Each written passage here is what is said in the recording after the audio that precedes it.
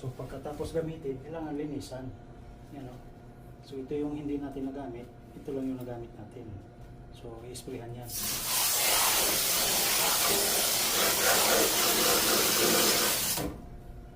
Mainit na tubig nga pala mga kakikoy ko ang gamit nito.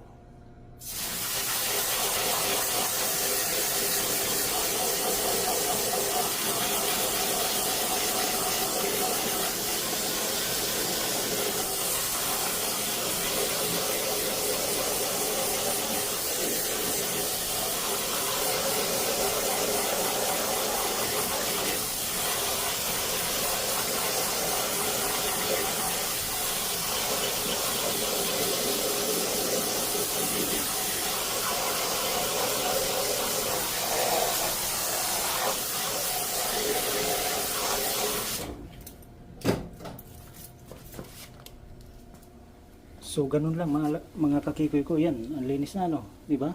Oh, halos pareho na dun sa likod. Itong likod hindi ko nagamit yan, yung dun lang sa kabila. Alright. Keep on watching mga kakikoy ko.